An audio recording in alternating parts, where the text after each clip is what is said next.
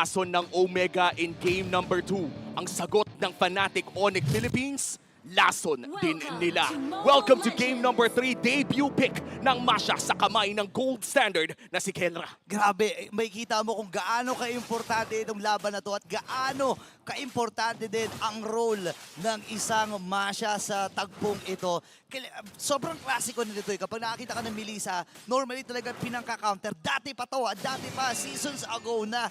Pero ngayon nilabas ng Fnatic Onyx. Grabe, no? Ito yung masasabi natin na pag nakapag 2 items na ang gold lane na Masha, kaya niyang one-hitin ang mga squishy na targets na nagmumula sa Omega. Pero yun ang prerequisite. Kailangan makapag-farm. Kailangan makakuha ng items. Kaya naman kailangan nating bantayan kung paano nga ba lalaroin ito ng Omega na ang galaw ay early game pa lang. Kailangan ng bigyan si Kelra. Oo, importante ito, no? At makikita natin kung paano din binibigyan ng importansya ng Fnatic Onyx Philippines.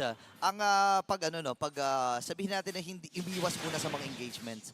No? And ito na, nakikita natin yung kalamangan talaga ng mga models ng isang Melissa pagdating sa laning. Yan naman talaga ang rason kung bakit nakakalaro si Melissa dito sa MPL. Yun yung tipo na pagka iniwan mo sa lane ay kadalasan nagagamit talaga ang range ng model. So yung tinatawag nating tsakadal sa pagpopoke ng kalaban sa loob ng lane. At ngayon nga na melee hero na pangmalapitan dito si Masha, no? Medyo kailangan niyang gamitin ang kanyang second skill para manglasit paminsan-minsan. Puro nga kung makikita mo rin, puro highlighted heroes din ang hawak ng parehas sa jungler natin na maalala mo, basta kulot, magaling maghayabusa, kay tumatak kay Andoryo yan at isang link naman para kay King Kong. Si Lingkong, di ba? Parehas sa iconic, parehas sa tumatak.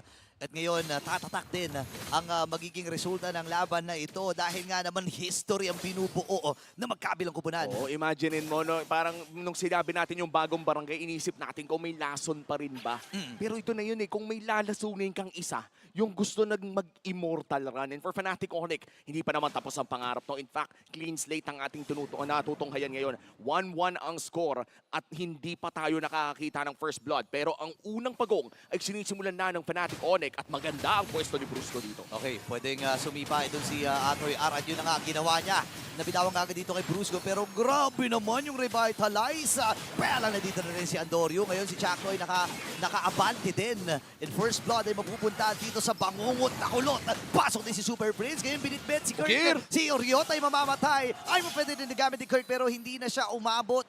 Dahil nga naman matutumba din siya sa kamay ng Smart Omega. Nakita na natin ang kalamangan ng Omega in the early game with this lead pick once again at mukhang makukuha din nila ang pinakaunang pagong ng larong ito. Retribution na gamit ng Andoryo. That's the first turtle na pupunta sa kamay ng Omega. Maliit pa lamang ang kanilang kalamangan pero all eyes on Kelra. Lumalaki na ang lamang ng isang Melissa dahil sa range niya. Oo, ito yung medyo downside doon ng mga melee hero na gold lane. Pero may sipa din. Nagagawin dito si Ryota, si King Kong na naging punteriya.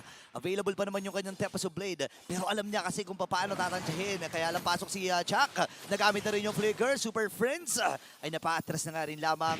Pero may kita mo yung sunod-sunod na pag-abante dito ng Smart Omega. Ito na yung Thunderclap. Kaya bang makipagsabayang kalahati kagad dito si Jom. Pero sa gilid nandito si Chuck. Si Kera nga na magiging punteriya dito ng Smart Omega. Wala nang buhay itong si Kera. Isang bar na lang. Isang bar na lang pero pwede naman niyang ma-regen yan gamit ang kanyang extra na skill the moment na lumabas siya sa combat. Pero mukhang hindi na muna niya gagamitin yan. Pero yan na nga, papasukin niya si Joe. Ayun na nga, pinasok na nga rin dito ni Kera habang naipit din. Kakayanin bang sampalin? Pero nakakalmot ng literal habang si Joe ay mamamaalam din doon sa naging tagpo. May habulang pang nagaganap pero alam mong hindi magkakapatayan. And sabi ni Yokir, anong hindi magkakapatayan? Papatayin namin yan! Nasipa na nga rin dito ni Atoy. Mamatay na si Brusco sa kamay ng Smart Omega. Nilayo sa carpet niya. Lamang na ang Omega ng 1,000, 1,000 kalahati. At mukhang nakikita na natin yung kalakasan ng Zushin. Kahit pa sabihin na natin na-nerf ng konti o nagkaroon ng mga adjustments with the proper teammates, with the proper front line, ay napakalaking dagok pa rin talaga ng pagbuhat ng paulit-ulit At ayan na nga, nabubuli na si Kelra ng Sakit. maaga. Pero tandaan natin guys, ang tagal na natin hindi nakita yung Masha. Pero itong Masha, the moment na makuha niya ang kanyang second damage item, that's already the Blade of the Heptasis. Kung Blade of Despair man yan o kahit anong damage item, kaya namang one-shot niya. Nako, yan ang nakakatakot talaga, no? Pero si Brusco ay nandito din. Si Ryota ang nagiging, nagiging main engager para dito sa Smart Omega. 1.3k ang kanilang gold lead. May show na ginagawa dito ang Fnatic Onyx. Chuck No nasa may bandang harapan. Hindi nila alam kung nasaan si Ryota pero magpapakita na siya. Andoryu, may quad shadow pa naman pero mukhang half HP na si Chuck No. Quicksand guard is still available. Okay, nagamit na nga niya yung Quicksand guard. Ngayon si Ryota, sino kanya sisipain? Nasipa na nga itong si Kirk pero nailatag yung Glorious Pathway habang nailapag na rin ni Chuck yung kanyang ultra. Wow! And Andoryu, grabe naman yung kulot na to. Ngayon lalaban na rin ng Smart Omega. Atrasa muna ang Fnatic Onyx Philippines. Ngayon natumba na rin si Kirk. And this time may mamamatay si Atoy R. Nagkaroon ng trade doon sa laban na yun. Pero si Kira namatay doon sa may bandang itaas. Pero habang bumabalik tayo dito sa may bandang gitna, Chuck Nu, nag-quicksand guard lang at nagkakitaan na kagad ng lugian dahil namatay si Kira sa kamay ni Jome. 1-for-1 trade sa laban na yon at may solo kill naman na naghanap doon sa taas kung saan namatay si Kelra ng mag-isa. Isa yon sa mga matatawag nating kasalanan. Kapag gold laners ka, ayaw mong mamatay ng mag-isa. But then again, this is a very odd matchup. Ito yung tipo na minsan mo lang makita kaya hindi mo rin masisi kung bakit nga ba nangyayari yung mga ganong klaseng kaganapan. Pero medyo mahirap ata yung tatawirang damuhan dito ni Kelra. Ang sakit na ng mga normal hits mula dito sa models habang si Andorra may plano ding umagaw ng orange bomb pero nakuha ng matagumpay dito ni Andoryu. Wow, nag-iinit din si Andoryu. Kanina nakita natin, iniwasan niya yung pagmumuka, yung pagmaman-to-man defense ni Brusco sa kanya with a quad shadow at na-retry pa nga niya yung first turtle na yon. And right now, lalabas na ang second turtle of the game. Actually, last turtle of the game na rather.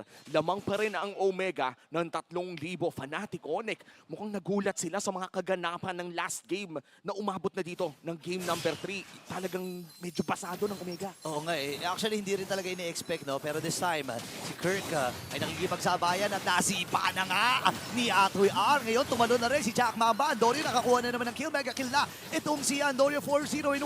Nabit din si Brusco. Andito pa yung mga normal hits. Bibit-bitin muli ni Okir. Habang si Atoy R ay nandun din. Pero si Jome, tumatrabaho na naman. Tori lang sa may bandang ibaba. Trabaho lang talaga bilang Melissa at tandaan natin may inspire din ito kung sakaling gusto niyang gamitin sa Torre ay sulit pa rin naman. At ayan na nga, mukhang mag-uubos na ng Torre ang mga gold laners natin at may mid lane fight na magaganap. Grabe, habang nangyayari yung mga bagay na yun, parang tuloy-tuloy, no? Nakalista na sa Smart Omega yung mga next na gagawin. Kumbaga, sa grocery list, alam nila yung number 1, number 2 at saka number 3 at yun na nga yung ginagawa nila. Ang masama niyan, may ruta pa min. Memorize ako nasan yung Japanese, nasan yung ulam. Dire-diretso na yun. Andoryu securing the turtle once again at kontrolado na nga ng Barangay Omega ang early game at si Chakto ay babagsak pa. Okay, nagamit na rin yung ultimate dito ni Joe pero humabol pa! Yung pangungot na kulot, nakadalawa pa dito si Andoryu. Ngayon si Okira, may pasok na nga rin. Nagamit yung kanyang Crimson Bacon, bibit-bit palikod. Pero kulang sila at hindi sapat yung kanilang damage. Andoryu with 6-0 and 1. Grabe naman yun.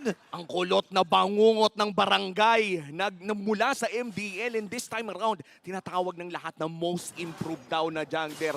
Lumakas ng sobra-sobra. Tumatapat na ngayon kay King Kong na may pinakamaraming MVP sa regular season. Yeah, ibang klase, no? Kapag natapatan mo si King Kong, masasabi ko na iba rin ang kalibre mo sa pagiging jungle, no? And parang ang nangyayari kasi dito ngayon sa Smart Omega, kinakapitalize lang nila yung early game na pwede talaga nilang makuha dito. At ito na, yung pinag-uusapan natin kanina, yung mismatch pagdating sa range ni Kera at ni Jome. Parang parang naramdaman bigla ng Fnatic Onyx. Nararamdaman na talaga nila yan. Pero yan na, Blade of Despair, Ayan locked in para kay Kelra. Lugi man yan ngayon, 1-3 man yan ngayon. Kailangan magbantay ng Omega. Hindi pwedeng maiwan si Jome kasi kaya niyang i-one hit yan with this Masha pick. Ay, oo nga, no? Nako, ito yung kinakatakot natin. Pero kasi parang ang sinasabi ng Smart Omega, kailangan pa ng oras para mangyari yung mga bagay na yun. Ba't naman kami magsasaya ng oras? Ayan na nga, pumapasok na rin si Chakdo dito. Nakikipagnormalan na kay Kelra. At sinasabi lang ng Smart Omega, sige late game, sabihin na natin makaka-one hit yan. Paano kung di namin paabutin ito ng late game? Mukhang yun na nga. Di ba? Mga plano ng Omega dito, talagang pinapasok na nila. Tuloy-tuloy ang paghahanap nila ng play. Ryota, nag-iinit pa rin sa Joe. Kanina pa, naglalaro ng napakalupit na XP Lane Joe si Atoy R. Simula game 2 pa lamang at mukhang naidala niya dito sa game number 3. First Lord of the game, mukhang nandito na nga Omega ang makakapwesto around that Lord area. Wala pa namang bumabagsak na inhibitor turrets kaya pwedeng mag-respond ang Fnatic Onyx. Ramdam mo yung hirap no, kapag yung Ling walang purple buff. At ang ginagawa na lang dito ni King Kong ay nag-aabang na pagkakataon. Pero ito na yung sipa at pagkakataon ng Smart Omega. Pumasok na si Endorio, godlike na siya dito at napagsalusaluan. Yung shadow kill. Ngayon naman si Bruce ay mamamatay din. Dalawa na patumba mula dito sa Fnatic Onyx Philippines. Pero si King Kong ay nag-aabang. Nakita siya dito ni Atoy R. Kailangan ng lumayo. Hinahabol ni Jack. No, grabe. Talagang bakod na bakod itong Lord na to ha. Ito na yung zone defense, men. Kung may man-to-man kanina, zone defense Zone na si defense. King Kong. At dahil dyan, makukuha ng barangay ang Lord. This is the first Lord of the game. Madali naman itong matunaw. Wag lang mapitas ng Fnatic Onyx. Pero lumalaki na ang gold lead ng bagong barangay. A 7K gold lead. At tandaan natin, ito ang laro na magdidikta kung matutuloy nga ba ang immortal run ng Fnatic Onyx. 14-0 ang nakataya dito. Pero ngayon, sa lead na hawak ng Omega, mapapatanong ka, 13-1 ba ang mangyayari? Parang yan ang nakikita natin ngayon. Ano? Pero sa ngayon pa lang naman, alam natin ang Smart Omega or ang Fnatic Onyx Philippines, nadaan na rin sila sa ganitong klaseng sitwasyon. And this time, kailangan lang nilang kapitan. Kumbaga sabi mo nga, di ba, may zone defense, may man-to-man defense. Dito naman sinasabi nila, defense, clap, clap, defense, clap, clap. Kailangan na ginagawa talaga Kailangan na lang talaga dumipensa ng Fnatic Onyx dito. Si Ryota naghahanap ng angulo. Pero mukhang Chakno. hindi niya itutuloy. Si Chakno nandun na sa may bandang likod. At mukhang yung mid lane ay mapoprotektahan. King Kong. Okay, shadow kill. Mukhang gagamitin na ba? Hindi pa naman. Okay, binibait lang ata niya dito yung Tempest of Blade. Ngayon naman ay patagumpay nila mapapabagsak yung Torre dito sa may bandang itaas. Eto na yung laban ng bagong barangay. Yung lason ay nananaig na naman. Ngayon kailangan matras si Geralt. Mamamatay din. Mamamatay. Isa-isa ang mga members ng Fnatic Onyx Philippines. At ang lason ang puputol sa kasaysayan.